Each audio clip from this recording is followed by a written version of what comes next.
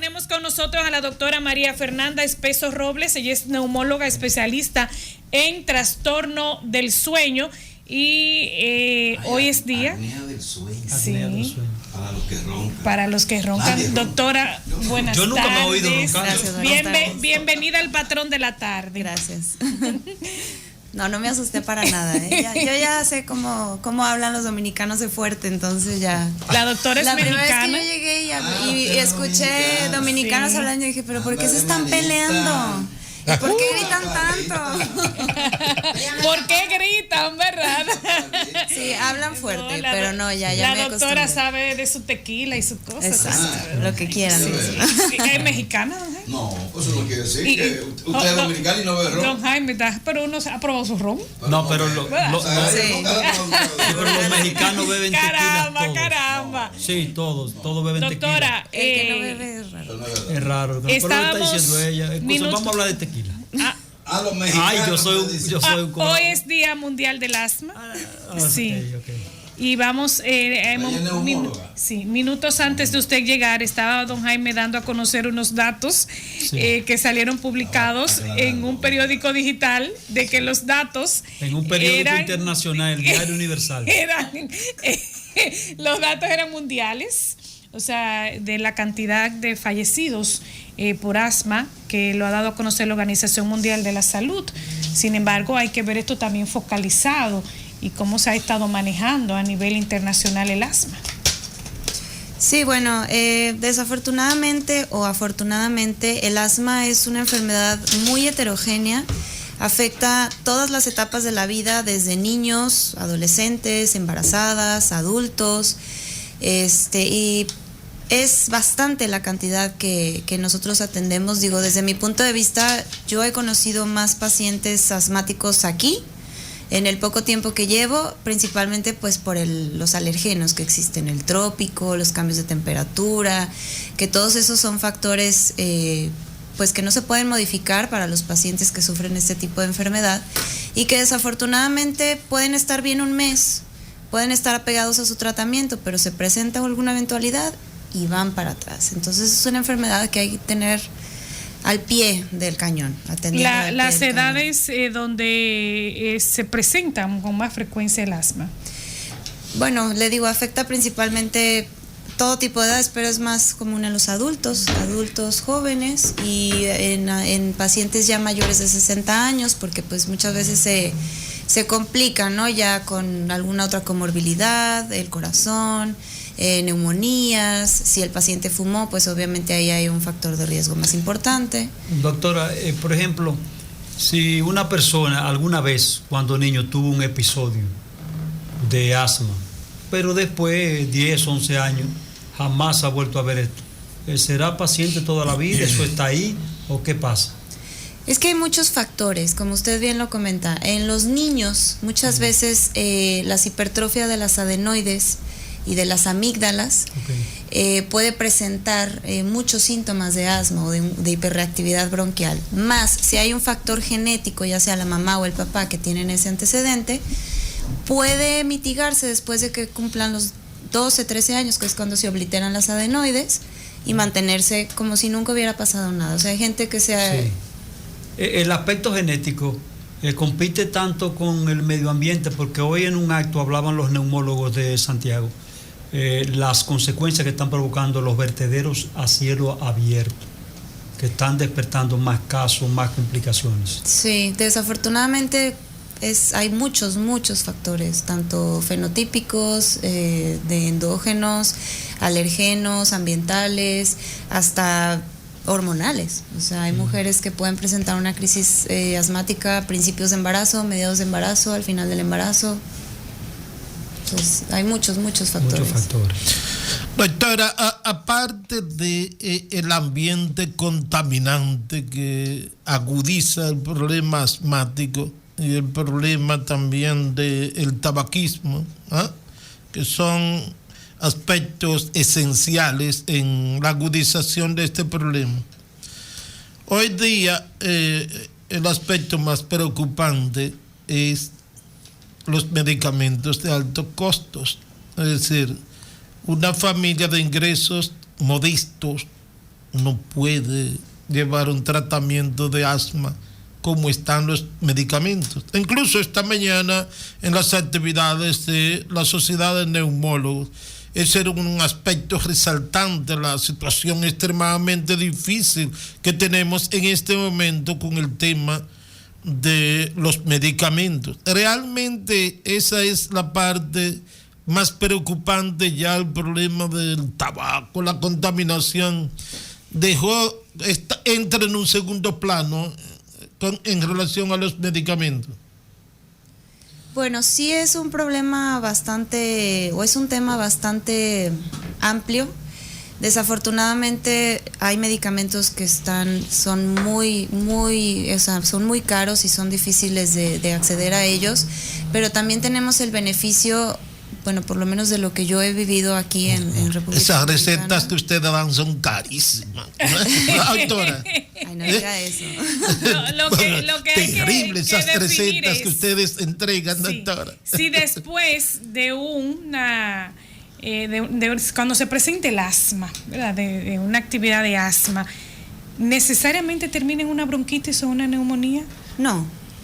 O sea, una crisis o una exacerbación de asma pasajero. se trata, puede durar días, puede durar horas, puede durar una semana. Normalmente siempre vienen desencadenantes, infecciones virales, respiratorias, bacterianas. Pero una vez que se trata, el problema de la exacerbación es que una vez que se trata, mayormente los pacientes requieren un escalamiento del tratamiento. Entonces ahí está el problema de adquirir el medicamento, que se requieren, si no 1 o 2 dispositivos, a lo mejor algún medicamento tomado, antibiótico. Entonces todo eso pues pone más en juego la cartera del paciente, ¿no? Doctora, ahora en la República Dominicana y en Latinoamérica hay un boom con fumar tabaco, con ferias de cigarros, de tabaco, con encuentros, una cosa asombrosa que está fumando todo el mundo. ¿Qué incidencia tiene en complicar o en el asma este tipo de actividad? Pues mucha. Sí. La verdad es que de por sí, o sea, un paciente asmático, si no está controlado, tiene una inflamación bronquial. Agregámosle un factor que aparte lo único que hace es hacernos daño e inflamar todavía más las vías aéreas, pues obviamente eso impacta demasiado y difícilmente la gente lo entiende. ¿Qué relación tiene el asma con la apnea del sueño? Tiene una relación, sobre todo en pacientes con una apnea del sueño muy marcada, pacientes ya muy sintomáticos, y a veces también en pacientes que tienen un tratamiento con presión positiva, porque al haber inflamación a nivel bronquial, el tratamiento de la apnea del sueño, que es una mascarilla que incrementa, o sea, mete aire a presión a la vía aérea, actúa como una ferola neumática, genera resistencia. Entonces los pacientes pueden llegar a tener un poco apego al tratamiento o sentir que se están ahogando en lugar de mejorar los síntomas ni de uno ni de otro. El tema de las temperaturas, doctora, hay neumólogos que recomiendan a muchos pacientes no vivir debajo de árboles. Parece que crean una situación. ¿Es real el problema de la temperatura en ese aspecto? Sí, los cambios de temperatura, tanto frío, calor, humedad, polvo, alergenos ambientales, todo eso influye en que se pueda generar una crisis o una hiperreactividad bronquial. Doctora, ¿no se cura el asma? No, es una enfermedad que se trata de manera crónica, puede llegar a mantenerse estable durante muchos años y no volver a presentar, pero siempre está el factor de que si el paciente se enfrenta ante una situación diferente, por ejemplo ahora con el COVID, algún alergeno diferente, perfumes, o se va a vivir a otro lugar que tenga más altura o más temperatura, ahí sí puede presentarse otra crisis. Estamos conversando con la doctora María Fernanda Espeso Robles, ella es neumóloga y tiene una especialidad en trastorno del sueño. Cuando se practica algún tipo de tratamiento para controlar el asma, y acercándonos a la pregunta que hace Sagrario de que si no se cura, pero sí se puede mantener controlado, porque he escuchado que existe un medicamento que se llama Singular, que lo recomiendan para que las personas lo tomen y eso, y que le ayude en algo con el aspecto de asma. Sí, los inhibidores de leucotrienos, que es el Montelukast específicamente, se usa mucho en niños, tiene mucho efecto en los niños. En los adultos también funciona de manera extraordinaria. El problema es, uno, es muy caro, es muy costoso, y dos, si un paciente tiene una crisis de asma o no está bien controlado, bien manejado, tiene que usar su inhalador más de 2 o 3 veces por semana, se despierta en las noches tosiendo, el Montelukast prácticamente pierde su efecto. Entonces, primero necesitamos revertir o mantener a ese paciente estable sin necesidad de usar un medicamento de rescate, para después tratar los medicamentos como el inhibidor de leucotrienos, que es el Montelukast. ¿Qué provoca que una persona ya con cierta edad asuma la condición de asmático? ¿Y cuál es la diferencia entre el asma normal y el asma silente? Ok. Hay muchos fenotipos de asma. El asma se puede presentar incluso, por ejemplo, en pacientes que no tenían antecedentes con obesidad. En pacientes mayores, que es otro tipo se llama asma de la adultez, que es otro tipo de reacción. O sea, las células principalmente son neutrófilos, que ahí sí cambia totalmente la base, pero el tratamiento se lleva igual.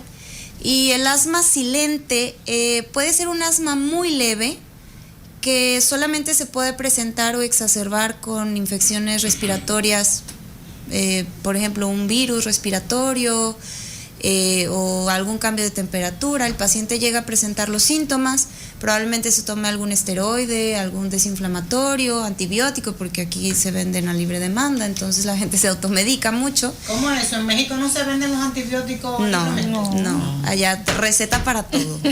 Tampoco debiera vender. Sí, Claro. ese es el problema, que la gente se automedica y se tratan, se curan y ya, no pasó nada, pero no tienen la atención de ir a lo mejor a revisarse y saber qué es lo que está pasando, ¿no? Doctora, ¿por qué me ahogo? En el caso del asma, mucha gente sabe cuando tiene esa condición porque sufre lo que se llama se aprieta del pecho, que es muy común, ¿verdad? Sí. El silbido y todo eso. Pero el caso de la apnea del sueño no da señales, porque cuando uno está revolcándose y no durmiendo y despertando y se duerme donde quiera, no se da cuenta porque está dormido. O cuando el vecino se da cuenta que usted ronca Exacto. mucho. ¿Cuáles son las condiciones y cómo se trata esto? La esposa. ¿Perdón? ¿De la apnea del sueño? Exactamente. Bueno, la apnea del sueño específicamente es un tema totalmente amplio y muy diferente. Eso es nuevo, doctor. Sí, Aquí no se conocía.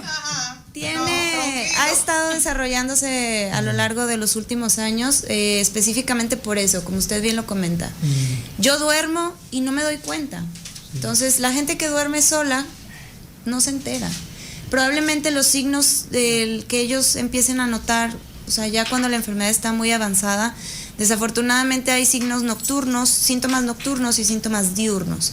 Primero son los nocturnos. Cuando ya los nocturnos están hasta acá, que ya no pueden manifestarse de otra manera, entonces el paciente llega con síntomas diurnos. En el semáforo. Se quedan dormidos, les duele la cabeza, empiezan a engordar, no pueden estar concentrados, empiezan a desarrollar problemas de hipertensión arterial, diabetes, resistencia a la insulina, y entonces ahí ya estamos en un escalón todavía mucho más afuera del contexto de roncar. Nada ¿Y qué más. hace, doctor? Bueno, se hace una evaluación por un especialista. Claro. Y se valora los riesgos, la edad de los pacientes, si hay algún antecedente o alguna comorbilidad, presión arterial, diabetes, cardiopatía isquémica, antecedentes de ACV. Y se dicta para hacer un diagnóstico, un estudio diagnóstico, que bueno, en el gold estándar o en el mundo ideal es la polisomnografía, que desafortunadamente es un estudio muy caro. Y tenemos otros factores. ¿Esa es la colocación del equipo? No, esa es la colocación de los cables. Los cables. Cabeza, tórax, abdomen, frecuencia cardíaca, piernas, y es un estudio de toda la noche donde se mide prácticamente actividad cerebral, actividad respiratoria. Eso sale por más de $1,000. Sí, Tengo sale entendido, caro. sí. Sale muy caro. Hay otro sistema que tengo entendido también que es más menos amplio, ¿no? Sí, la poligrafía respiratoria. ¿Te están tratando, Nelson?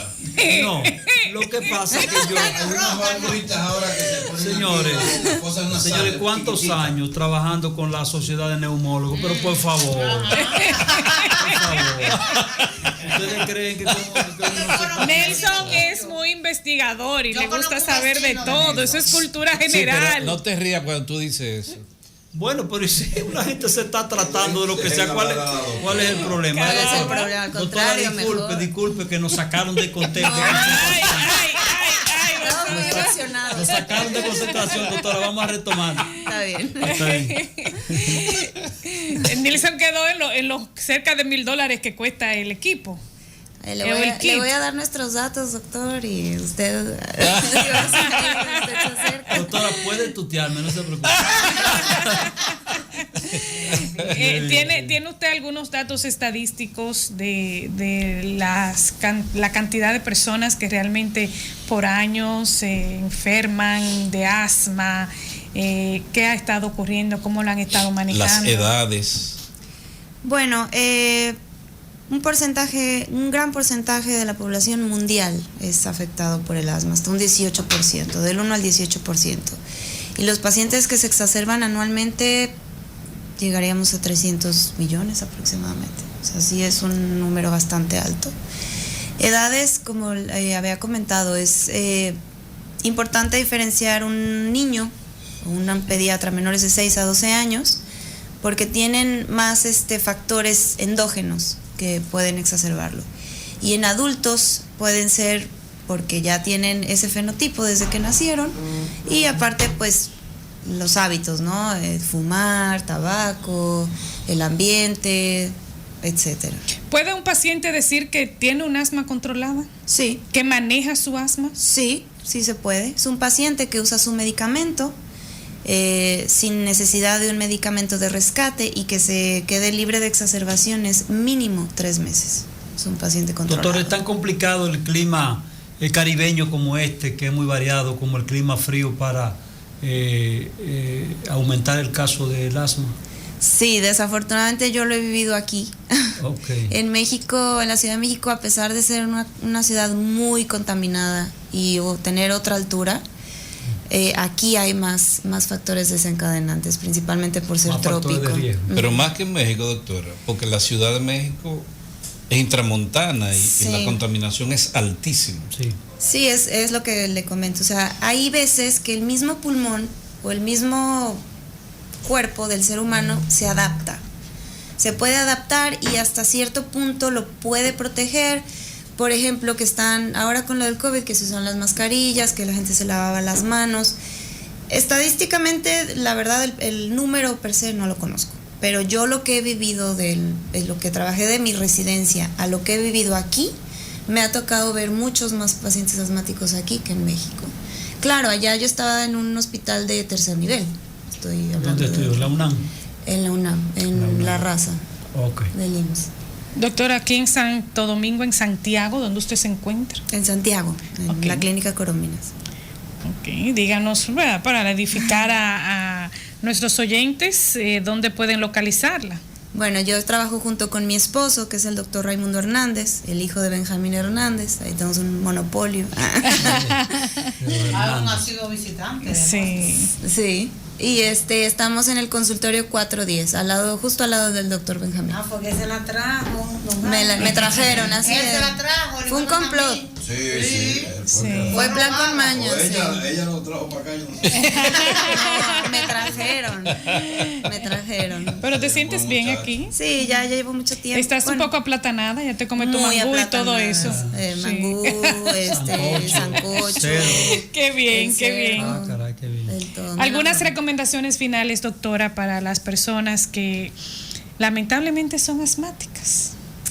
Bueno, que no persistan, no dejen de atenderse si ustedes sospechan de asma o si tienen algún síntoma, independientemente si hay un antecedente o no. Simplemente uno sabe cuando no puede hacer su función normal. Me estoy cansando y no tengo problemas del corazón, o el pecho me aprieta, el famoso apretamiento del pecho, o cuando me enfermo me aprieto. Todos esos son signos de que puede ser un paciente asmático. Y bueno, pues aprovechando que ya estamos celebrando el Día Mundial del Asma, pues que no escatimen en eso y siempre va a haber atención y siempre va a haber medicamentos accesibles económicamente para cada tipo de paciente. Entonces, desafortunadamente el tratamiento del asma es lo que el paciente necesita y mientras más tiempo se tarden en atenderse, probablemente se requieran más medicamentos. Es un medicamento bastante cuestión de salud siempre dicen, debo nebulizarme. ¿La nebulización baja el nivel? Sí, pero no es un tratamiento. O sea, si el paciente está exacerbado o apretado, como le llaman aquí, mejora los síntomas, pero no nos va a revertir por completo la inflamación bronquial a menos que se trate con medicamentos diferentes, porque la inhalación se pone y se absorbe prácticamente todo, se terminan las nebulizaciones y aparte siempre está el famoso esteroide intravenoso o intramuscular, entonces el paciente se sale nítido de la emergencia. No tiene ningún síntoma, no se vuelve a enfermar en 3-4 semanas y luego otra vez vuelve para atrás. Entonces, eso no es un tratamiento. Ayuda para los síntomas de la exacerbación, dependiendo de la exacerbación, pero no es un tratamiento.